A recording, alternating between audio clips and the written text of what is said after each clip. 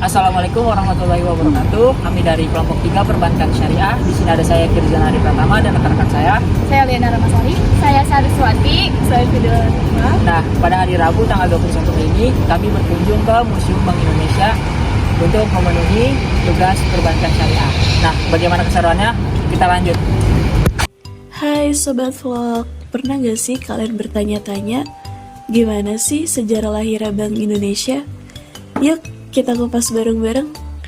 Bank Indonesia atau BI yang biasa kita kenal resmi berdiri pada tanggal 1 Juli tahun 1953 sebagai Bank Sentral Republik Indonesia.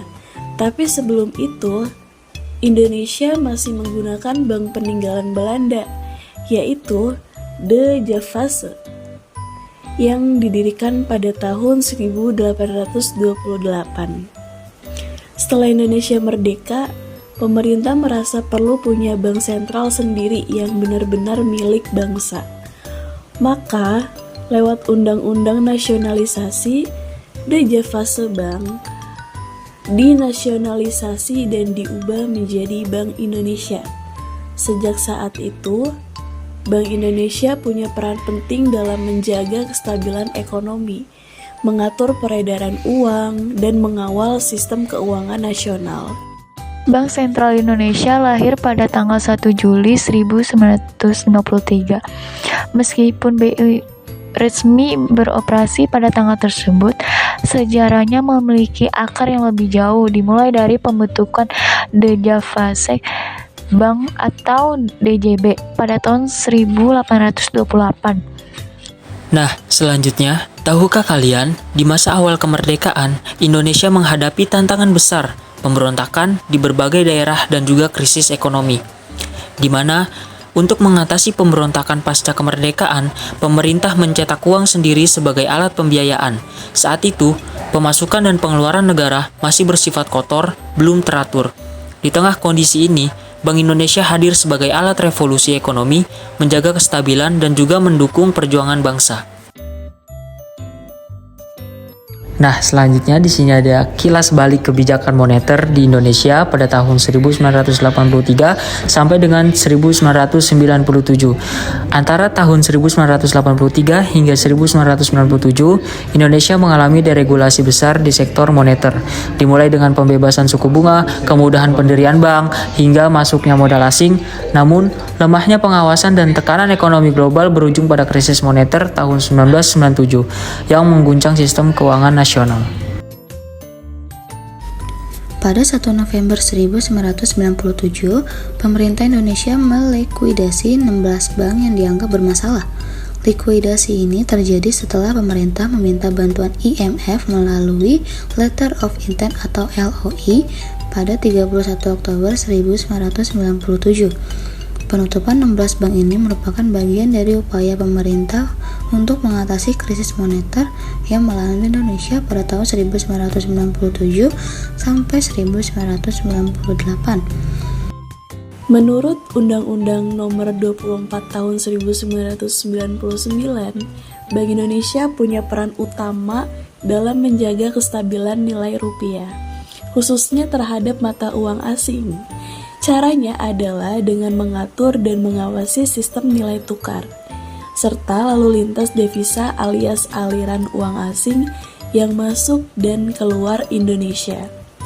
Berdasarkan Undang-Undang Nomor 24 Tahun 1999 tentang lalu lintas devisa dan sistem nilai tukar, Bank Indonesia memiliki peran penting dalam mengatur dan mengawasi lalu lintas devisa serta menentukan kebijakan nilai tukar.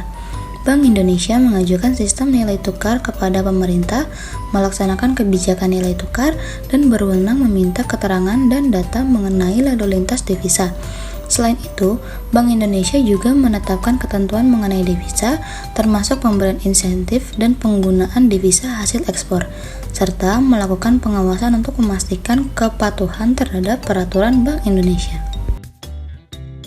Berdasarkan Undang-Undang Nomor 24 Tahun 2002 tentang Surat Utang Negara, peran bank, khususnya Bank Indonesia atau BI, adalah sebagai agen lelang yang dapat menyelenggarakan kegiatan penjualan surat utang negara atau SUN di pasar perdana, melakukan pembelian dan penjualan SUN di pasar sekunder, serta ikut berperan dalam pengelolaan utang negara.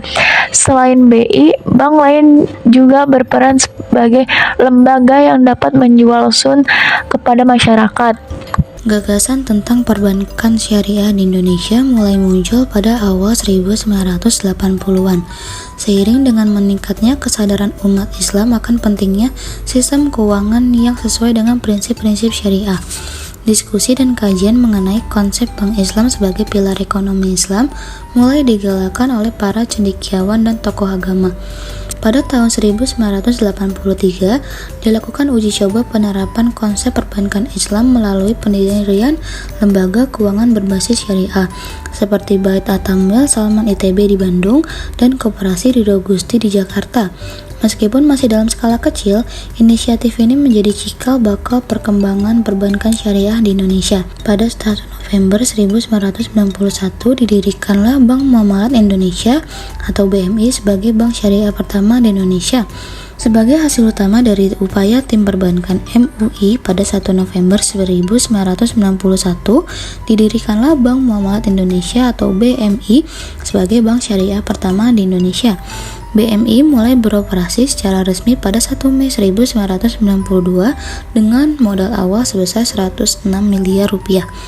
Perkembangan perbankan syariah semakin pesat setelah pemerintah mengeluarkan Undang-Undang Nomor 10 Tahun 1998 tentang perbankan yang memberikan dasar hukum bagi operasional bank syariah di Indonesia. Peran bank syariah secara komprehensif sebagai intermediari keuangan yang halal, lalu mendorong keadilan sosial dan distribusi kekayaan, mendorong pertumbuhan ekonomi berbasis etika sebagai agen pemberdayaan umat, mendukung stabilitas sistem keuangan nasional, serta mengembangkan inklusi keuangan syariah.